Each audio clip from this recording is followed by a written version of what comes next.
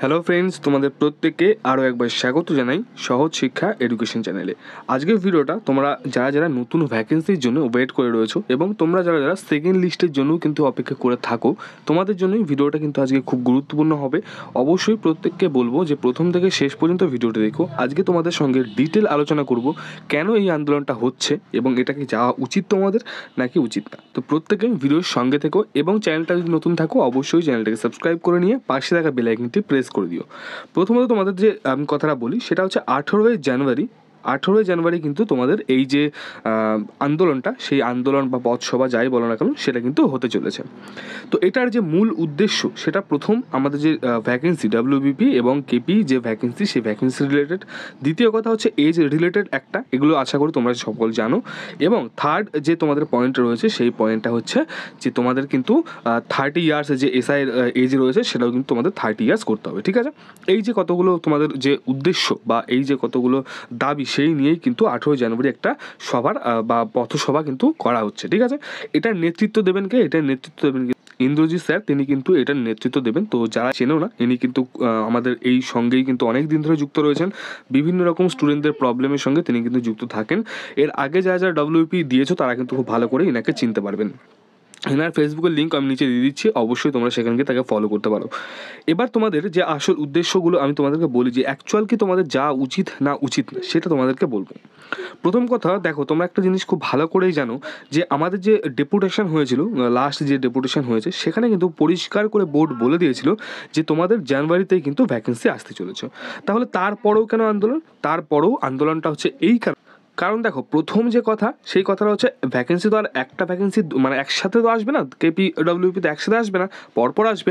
সেগুলো যেন কোনো ডিলে না হয় সেইটা হচ্ছে প্রথম কারণ। সেই জন্য বলা হচ্ছে যে ভ্যাকেন্সি রিলেটেড। এর থেকেও এটা কিন্তু আমাদের সেকেন্ডারি পয়েন্ট। প্রথম যে পয়েন্ট বলতে পারো সব থেকে গুরুত্বপূর্ণ যে কথা সেটা কিন্তু আমাদের এজ।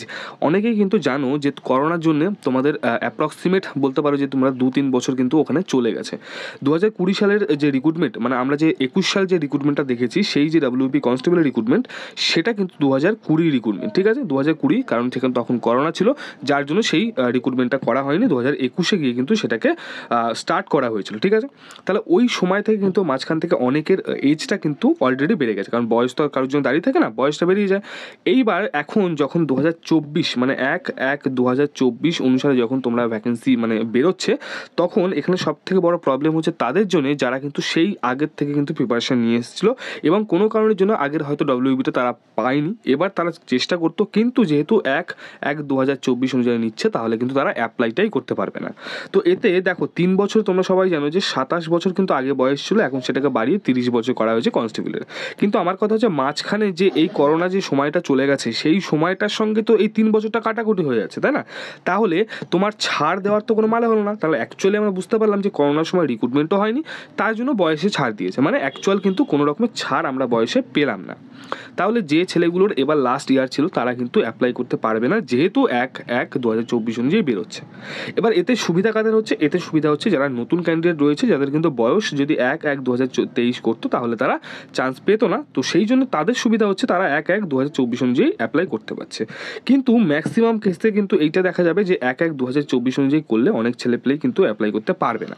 সেই জন্য এটা কিন্তু আমাদের সেকেন্ডারি পয়েন্ট থাকবে যে আমাদের যে রিক্রুটমেন্টগুলো আপাতত হচ্ছে সেগুলো কিন্তু 1/1/2023 অনুসারে নিতে হবে। এটা কিন্তু আমাদের দ্বিতীয় একটা বলতে পারো তোমাদের দাবি, ঠিক আছে। এবার থার্ড নম্বর যে পয়েন্ট বলি সেটা হচ্ছে, তোমরা খুব ভালো করে জানো যে কনস্টেবলের যে বয়স সেটা কিন্তু কথা করা হয়েছে 30 করে দেওয়া হয়েছে, আগে ছিল 27। কিন্তু এসআইয়ের ক্ষেত্রে কিন্তু এরকম কোনো কথা বলা হয়নি, ঠিক আছে। এসআই মানে সাব ইন্সপেক্টর, সে ডব্লিউপি বলো এক্সাইজে বলো যাই বলো না কেন, এসআইয়ের ক্ষেত্রে কিন্তু এরকম কথা বলা হয়নি।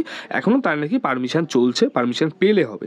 তো এই একটা দাবি যে যেহেতু কনস্টেবলের বয়স করা হয়েছে 30 বছর, তাহলে আমাদের এসআই বয়সও কিন্তু 30 বছর করতে হবে। এই একটা পয়েন্ট চলে গেলো। এবং লাস্ট যে পয়েন্ট তোমাদের রয়েছে সেটা কিন্তু দেখো, ভ্যাকেন্সি রিলেটেড আরও একটা কথা বলি, সেটা হচ্ছে তোমাদের এক্সাইজের ভ্যাকেন্সি। তুমি লাস্ট বলো এক্সাইজের ভ্যাকেন্সি মেবি 2019 সালে লাস্ট এক্সাইজ কনস্টেবল বেরিয়েছিল। তারপর থেকে আজকে কিন্তু প্রায় তোমাদের 4-5 বছর হয়ে গেল কোনো রকম ভ্যাকেন্সি নেই। তাহলে সেই ভ্যাকেন্সিও যেন খুব তাড়াতাড়ি দিয়ে দেওয়া হয়, এইটা কিন্তু আমাদের রয়েছে আরও একটা পয়েন্ট। এবার লাস্ট যেটা সব থেকে গুরুত্বপূর্ণ পয়েন্ট, সেই পয়েন্টটা কিন্তু মানে বলতে পারো প্রত্যেকটা ক্যান্ডিডেটের জন্য খুবই ইম্পর্টেন্ট। তোমরা জানো অনেক ক্যান্ডিডেট 0.5, 0.1, 0.3 এইরকম কিন্তু নাম্বারে বাদ চলে যায়। এইবার কথা হচ্ছে যে অনেক ক্যান্ডিডেট এরকমও থাকে যারা ধরে নাও দুটো চাকরি একসাথে পেয়েছে, একটা পেয়েছে ডাব্লিউপি কনস্টেবল, আর একটা ধরে নিই আমি এসএসসি জিডি পেয়েছে। হ্যাঁ, এবার সেই ছেলেটার কিন্তু ইচ্ছা নেই ডাব্লিউপি কনস্টেবল করা, সে কী করলো এসএসসি জিডিতে চলে গেল। তাহলে এই যে তার ভ্যাকেন্সিটা ফাঁকা পড়ে থাকবে, সেই ভ্যাকেন্সিটা তো পরের যে ছিল সে নিতে পারতো, কিন্তু আমাদের পিআরবি কিন্তু সেই রুলসটা করে না। কী করে যে ভ্যাকেন্সি ফাঁকা সেটা ফাঁকাই থাকবে, পরের বার যখন ভ্যাকেন্সি আসবে তার সঙ্গে সেটাকে অ্যাড করে দেওয়া হবে। তাহলে এই যে ছেলেটা এত কষ্ট করে অতদূর গেল, আমার কথা হচ্ছে যে ছেলেটা 0.5 বাদ গেছে আর যে ছেলেটা 0.5 বেশি পেয়ে পাস করেছে, দুজনের মধ্যে কোনো পার্থক্য আছে? কোনো রকম পার্থক্য নেই। দুজন কিন্তু একই মেরিটের ছেলে, একই কিন্তু তাদের মধ্যে যোগ্যতা একই সব, কিন্তু যেহেতু সে কোনো কারণের জন্য 0.5 কম পেয়ে গেছে তাকে কিন্তু বাদ দিয়ে দেওয়া হয়। তো আমাদের যে পরের পয়েন্ট রয়েছে সেটা আমাদের সেকেন্ড লিস্ট সম্বন্ধিত, কিন্তু সেকেন্ড লিস্ট আমাদের বের করতে হবে, এইটা কিন্তু আমাদের সবথেকে বড় দাবি। পিআরবির কাছে আগের দিন যখন ডেপুটেশন করতে যাওয়া হয়েছিল তখন কিন্তু পিআরবি থেকে জানানো হয়েছিল যে তারা কিন্তু আমরা মানে অনেকে কিন্তু তোমরা জানোই যে সেকেন্ড লিস্টের জন্য অনেক ইমেল বা অনেক কিছু করা হয়েছিল, বাট তখন কি হয়েছে পিআরবিও কিন্তু তাদের যে ওপর মহল, দেখো পিআরবি কিন্তু কিছু করতে পারে না, পিআরবির কিছু করতে পারে না, পিআরবি যেমন করে আদেশ পাবে সেই রকমই কিন্তু তারা কাজ করতেই পারবে। ঠিক আছে, এইবার পিআরবি তখন কী করেছিল, পিআরবি কিন্তু আমাদের যে ওপর মহল রয়েছে তারও ওপর মহল তাকে কিন্তু জানানো হয়েছিল, অ্যাপ্লিকেশন করা হয়েছে যে এইরকম আমাদের সেকেন্ড লিস্ট আমরা বের করতে চাই, কিন্তু সেখান থেকে কোনো পজিটিভ সিগন্যাল তারা পায়নি, যার জন্য কিন্তু প্রকাশ হয়নি। তো আশা করছি আমি যতগুলো পয়েন্ট তোমাদের বললাম সেগুলো তোমরা কিন্তু ভালো করে বুঝে গেছো। এইবার আসি আমাদের যে পয়েন্ট, সেই পয়েন্ট হচ্ছে যে তাহলে আমাদের কি যাওয়া উচিত? দেখো একটা কথা তোমাদের ভালো করে বলি, এই যে জিনিসগুলোর দাবি করা হয়েছে সেটা হয় আজ হোক হয় কাল হোক, তোমার কিন্তু দরকার আছে। ভেবে নাও তুমিও যদি পরীক্ষায় এরকম 0.5 জন্য বাদ যেতে এবং তোমার কাছে যদি একটা চান্স থাকতো যে যদি কেউ ভর্তি না হয় বা যদি কেউ সেখানে না যায় তাহলে আমি পরবর্তীতে ওখানটা যেতে পারবো, তাহলে তোমার জন্য কতটা ভালো হতো, জিনিসটা অনেকটা হতো। সেই জন্যে আমি প্রত্যেককে বলবো যে প্রত্যেকের জন্যই কিন্তু এটা খুবই খুবই গুরুত্বপূর্ণ, তাই আমি সবাইকে বলবো প্রত্যেকে কিন্তু এই 18ই জানুয়ারি তোমরা যাও, কোনো রকমের চিন্তা নেই, কারণ সেই পুলিশের ধরা বা কিছু এইসবের কোনো চিন্তা নেই, সম্পূর্ণ পারমিশন নিয়েই কিন্তু এটা করা হবে। এবং আমাদের এটা কোনো আন্দোলন নয়, আমরা একটা পথযাত্রা বা পথসভা করব, আমাদের দাবিগুলো যেন সরকার অবধি পৌঁছায়, আমাদের শুধুমাত্র এইটুকুই চেষ্টা থাকবে। তো আমি প্রত্যেককে রিকোয়েস্ট করবো যে যারা যারা ওখানে যেতে চাইছো, আমি নিচে তোমাদের একটা হোয়াটসঅ্যাপ গ্রুপের লিঙ্কও দিয়ে দিচ্ছি, সেখানে অনেক ক্যান্ডিডেট অলরেডি রয়েছে, তোমরাও চাইলে সেখানে গিয়ে জয়েন করতে পারো। একটাই কথা বলবো, যদি জোর বেঁধে থাকো, যদি একসাথে থাকো তাহলে অনেক কিছুই হয়, কারণ তোমরা জানো ভ্যাকেন্সি ওয়েস্ট বেঙ্গলে মানে পুলিশের র্যাঙ্ক মানে পুলিশ যেভাবে নিতে হয় সেই হিসাবে কিন্তু ওয়েস্ট বেঙ্গল অনেক পিছিয়ে রয়েছে অন্যান্য স্টেটের তুলনায়।